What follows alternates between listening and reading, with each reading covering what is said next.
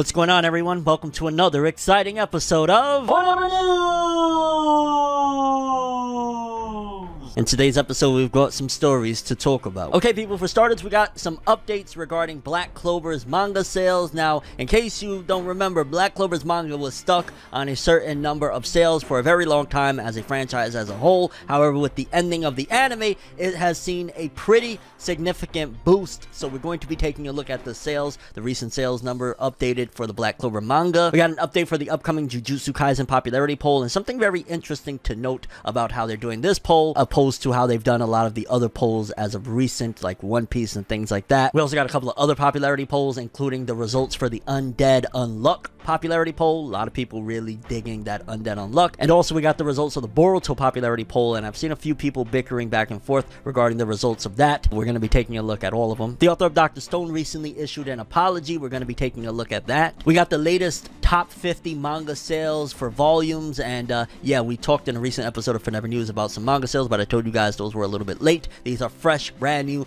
just posted today. So we're going to be taking a look at the top 50 manga volumes sold of the week. We got an upcoming festival, Aniplex Online Fest, that is going to bring about a lot of announcements. We're going to get into that. Shonen Jump announced a few different one-shots incoming, so we're going to take a look at the list of what's coming into the magazine for these upcoming one-shots. Unfortunate update regarding sales of some of the newbie manga, and in particular, them not ranking too well. We'll get into it. And probably one of the most shocking stories we have in this display of stories for this episode. Apparently, a woman was arrested for doing some insane shit and making some crazy threats against the former studio of Attack on Titan, the studio that did the first 3 seasons of Attack on Titan. Yeah, shit is getting crazy, and these are things not to be played with, considering everything that's gone on in the last couple of years. So you'll understand what I'm talking about, and we'll definitely get into it. Very, very crazy stuff. And yeah, people, those are the stories we have for this episode. Without further ado, let's jump into another exciting episode of FORNEVERNEWS, the only news source that provides anything and everything anime and manga related. And we don't bore you. We get into it. Let's do it. No matter how you feel, get it done. No matter how you feel, get it done. No matter how you feel, get it done. No matter how you feel, get it done. Okay, people, so let's start off with Black Clover. It's been a while since we had an update on the full-on sales figure for the series and where it's at, how many volumes it has sold. And I want to say for the longest time it was stuck on like 11 or 12 million sales. If I'm not mistaken, I think it was the tail end of last year. It was stuck at like 12 million, or it just reached 12 million. And yeah, it was like, holy cow, is Black Clover going to move? What's going to happen, considering now the anime just recently wrapped up back in March? And apparently it jumped up a few million, which is great, because Black Clover, you know, it was a little bit stagnant with the sales, but according to this, it says Black Clover has officially reached 15 million copies in circulation worldwide. While that's not, you know, the craziest number in the world, we've seen series like, you know, Jujutsu Kaisen hitting 50 million and all sorts of crazy shit. Black Clover still 15 million with an anime that was not widely received for the longest time, and ultimately, yeah, 15 mil. Hopefully it keeps on jumping. Hopefully the anime ending is actually going to have a reverse effect where a lot of people are like,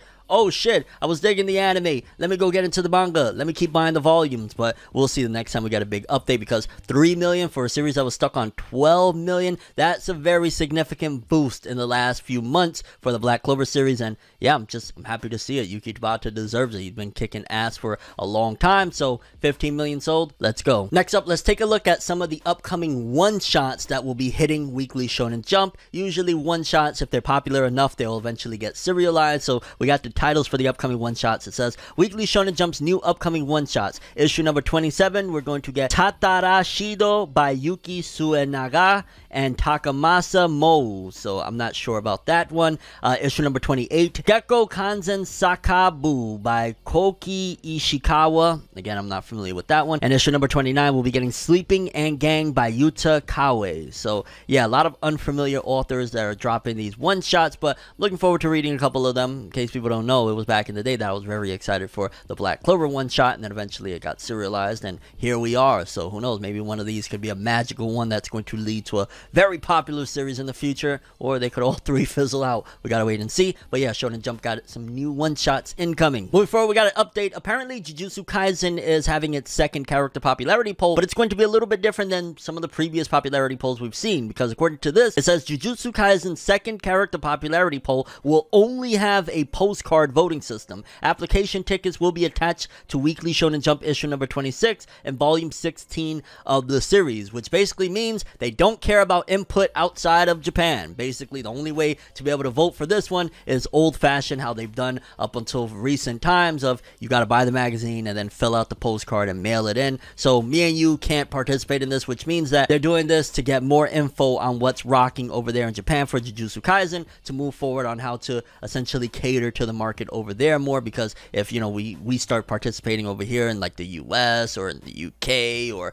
Australia, wherever, it's going to mix things up and they won't know how to proceed. And this is a very big title. This is basically the next big thing since Demon Slayer ended, so that's probably why they're doing this. It's a little shitty because, you know, a lot of Jujutsu Kaisen fans worldwide, not just in Japan, and I've been really loving how they've been doing these online popularity polls like the One Piece one and things like that. But I guess for this one, they want to just stick to getting results from Japan themselves. And I guess because it's only the second one, maybe by like the fifth one and they know where they're going or something like that, maybe they'll do a worldwide one, assuming it makes it to a fifth one, because, you know, there's been talks of Jujutsu Kaisen not lasting too long, but we gotta wait and see. Either way, second character popularity poll will be incoming, and we'll probably get the results in the next couple months. And while we're on the topic of popularity polls, Undead Unluck just released its first character popularity poll results, the top 10. Number 10, Mui. 9, Billy. 8, Tatiana. 7, Rip. 6, Gina. 5, Juice. 4, Shen. 3, Ano. 2, Fuko, and 1, Andy. And to be honest with you, it's been a little bit, I'm like somewhere in the 20s, I want to say,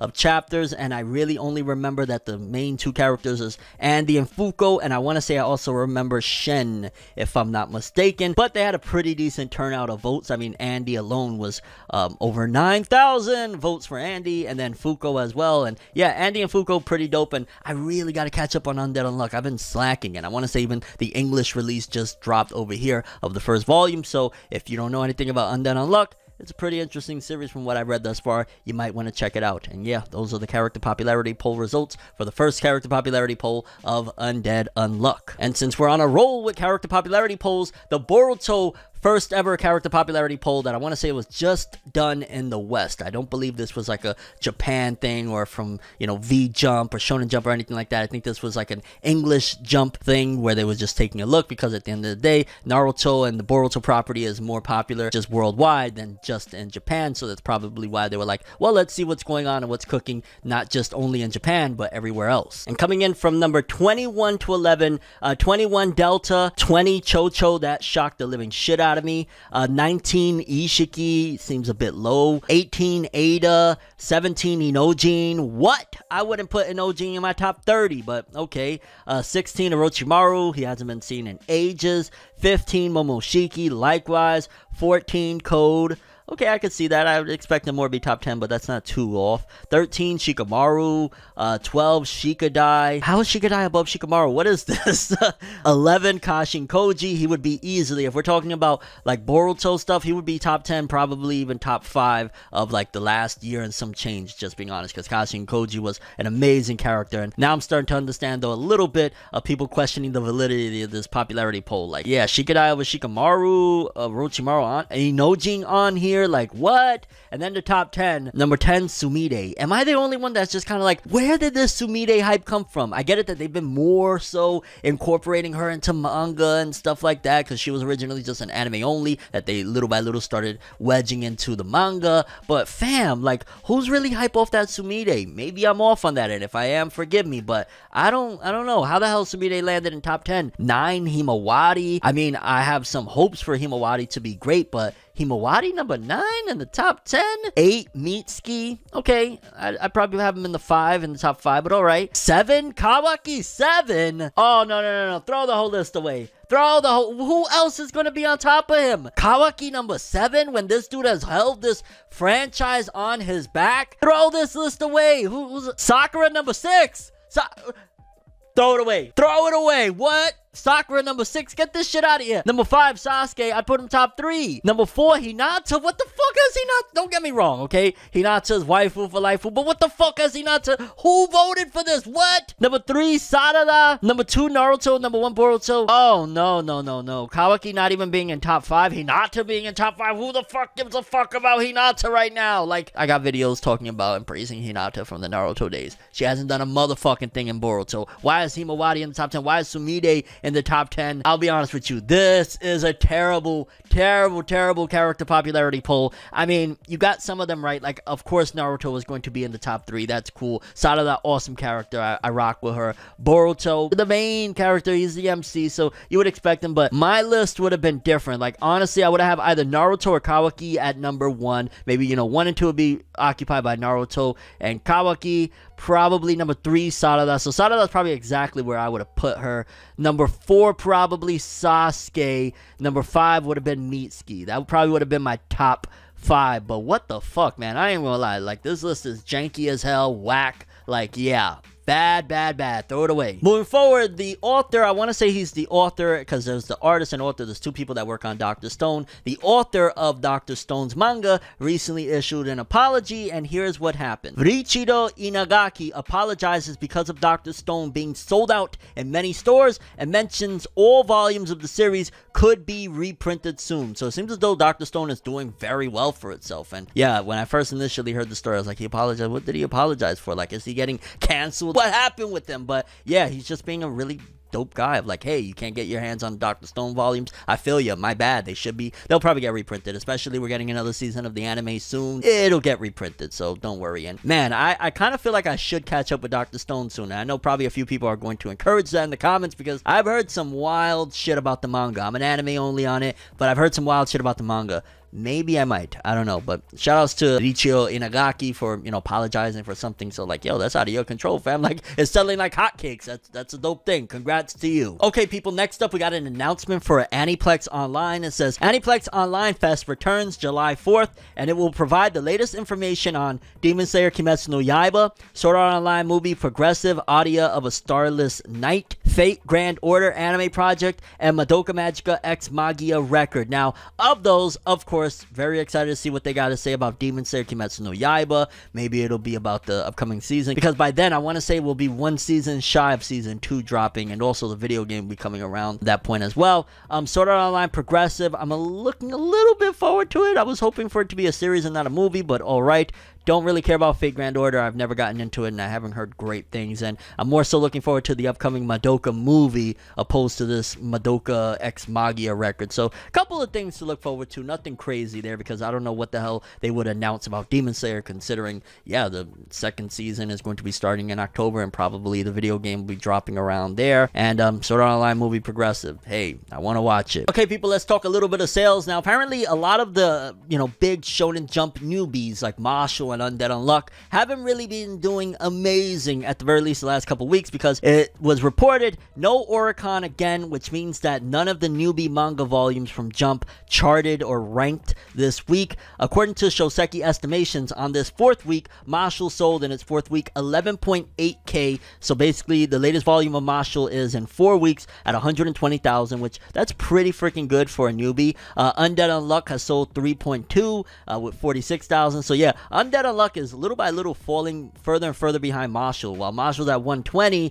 Undead Unluck is at 46, so that's less than half now at this point. Yozaku the Family with an additional 3.2 this week, 36,000. So, I mean, shout outs to Undead Unluck surpassing Yozaku the Family. Yozaku the Family, if I'm not mistaken, has been around the same time, or it been before Undead Unluck. Forgive my ignorance on that. Phantom Seer has sold another 1.9 to even out 24,000. Still a shame. I Tell C is out. Damn, does that mean that it didn't even like rank any sales? Like, what the hell is that about? But yeah, it seems as though considering 2 weeks in a row none of them ranked, is either that there's a lot of stiff competition, which I'd imagine Tokyo Revengers volumes is like ranking the living shit out of everything. But Marshall, I mean, I want to say that's probably on par of what the last volume did, maybe a little bit less, but at the very least, Masho and Undead Unluck, they're doing enough to be very, very safe, and Yozako the family probably got a lot of big shit coming soon, so that'll be around for a bit. And while we're on the topic of sales, because yeah, it seems as though one of the reasons why a lot of these did not rank at all the last couple weeks is, yet again, taking a look at the list, it's comprised of a lot of just Jujutsu Kaisen and Tokyo Revengers back volumes. Like, that's what I see a lot of. And then there's one manga that I'm kind of shocked that it was just #1, Onna no Sono no Hoshi Volume 2. That shit was just #1 last week, and now it's 41. Holy cow, talk about a massive dip. Eden Zero, the latest volume in 7 days, is at 30k, so okay, that's interesting to note, which is, you know, Hiro Mashima, the creator of Fairy Tail, his latest work, Eden Zero, at number 25 with 30k. Considering Eden Zero's anime has been out now, it's been playing in Japan at the very least, I'm wondering how high is it going to go. Maybe after the anime ends, it'll boost it up, because I expect the series, like, at that point, once it gets an anime, to start selling, like, in the 6 figures range, like, or at the very least close to it, like 70, 80, 90,000 first week is what I expect. So Eden Zero doing almost 30. It's not bad, but we'll see what happens towards the end of Eden Zero's anime run. A lot of Tokyo Revengers continuing, like that shit is tearing up the charts. And then coming to the top 10, at number 10, again, series that I just don't know about, and it's interesting because I gotta start getting more up on a lot of these newbies, or just series that I'm not familiar with. Uma Musume Pretty Derby Anthology Comic Star at number 10. Blue Lock number 14 at almost 80k, and that shit don't even have an anime yet. JoJolion number 26, 82,000. Shoutouts to Araki, still selling. And coming in at number 1, Kaguya-sama Love is War 22. I didn't report on it, but apparently the manga is going to be going on hiatus until July. So if you're a Kaguya-sama Love is War fan of the manga, yeah, don't expect any chapters until July. But yeah, very interesting, shaking things up. Seems like last few updates we've got, a lot of Shonen Jump titles really haven't been ripping it up. And maybe once the next My Hero and things like that drop, it'll change things and whatnot. But it seems like aside from Jujutsu Kaisen back volumes, Tokyo Revengers is really taking over, and then just a lot of kind of random series that are not too popular. And I'm gonna keep my eyes on Eden Zero, because 30,000 for a Hiro Mashima title first week still doesn't sound amazing. Okay, people, and lastly, one of the most controversial stories we have on today's docket. Apparently a woman was arrested for threatening arson against the former studio that handled Attack on Titan, Studio Wit. They did Attack on Titan for 3 seasons. They have a bunch of other big series under their belt. This is crazy because especially we just 2 years ago had the Kyo anime, you know, fires and things like that, and for somebody to even be playing like that, and apparently this person was doing these threats prior to even those fires that happened in 2019. Let's take a look at this because this is pretty disturbing. Police arrest woman for arson threat on Wit Studio. 25-year-old allegedly sent email on May 7 to the studio behind Attack on Titan, Great Pretender. Police from Tokyo's Musashino police station reported on Friday that they have arrested a 25-year-old woman from Miyagi Prefecture's Osaki City on the charge of forcible obstruction of business. The suspect allegedly sent an email to Wit Studio, studio behind Attack on Titan, etc., etc., threatening to set the anime studio on fire. The police made the arrest on Wednesday, and according to the police report, the woman admitted to the charge. According to police, the woman sent the email on May 7th writing, "I will set your headquarters on fire in 1 week." The studio strengthened its securities, which forced some obstruction to daily business. Police are investigating if the suspect is suffering from any mental illness, and also if she sent harassing emails and faxes to the studio since around 2018. It's been almost 2 years since the 2019 Kyoto animation fire that killed 36 people and injured 33. Since then, there's been similar incidents of arson threats made to some anime studios and people, some explicitly referring to the Kyoto animation fire. In June 2020, Kyoto police arrested a suspect for threatening to stab and set on fire a number of staff members and voice actresses for the Kimono Friends anime. Yo, I am gonna lie, some of these people, like, either are very, very juvenile, think that there's gonna be no repercussions, or you gotta have some sort of mental health issues to be doing shit like this. Like, there's just been a tragedy, a national tragedy 2 years ago, and in May you're, you know, 2 years later threatening to burn down a studio, and like, over what? Like, they don't have obviously the reason behind why this woman is doing this. Like, for all you know, it could be like she's upset that they didn't do Attack on Titan season 4. Like, really stupid shit like that is possible, and it's just like, come on, fam. Like, if it is mental illness and shit like that, definitely this person needs help, but fam, we've been through too much the last few years between, of course, the Kyo animation fires and, you know, just everything with the pandemic and stuff like that. Like, the world is too vulnerable right now to be dealing with motherfuckers doing crazy shit like this. So if it is mental illness, definitely this person needs help, but nah, you can't be doing that. People lost their lives. This is a serious matter. People are beefing, you know, they're beefing up security because people are probably going into work thinking like, damn, I could die coming to this building today over you wanting to fucking play around and make phone calls like that and send emails and shit. Get the fuck out of here with that. But yeah, people, those are the stories we have for today's episode. I'm curious what you guys think. The Newbies not doing too hot sales wise, like Marshall and Undead. I mean, they're doing fine, but in terms of rankings and the new one shots, are you familiar with any of the authors? Aniplex Online Fest, are you looking forward to the festival? Boruto popularity poll, that horrible popularity poll. Your thoughts on the results, your thoughts on the manga sales for the top 50 manga. Dr. Stone author apologizing regarding the volumes. The Undead Unluck popularity poll, because I'm not caught up, I'm curious what you guys think of those results. The Jujutsu Kaisen popularity poll, the unfortunate news that we're not being able to participate in it.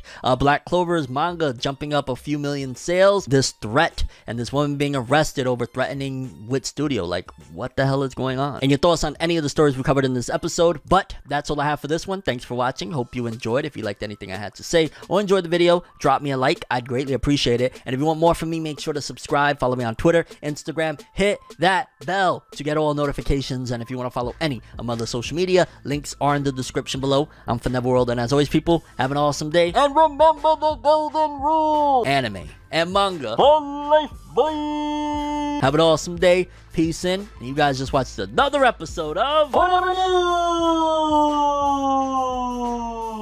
Have an awesome day.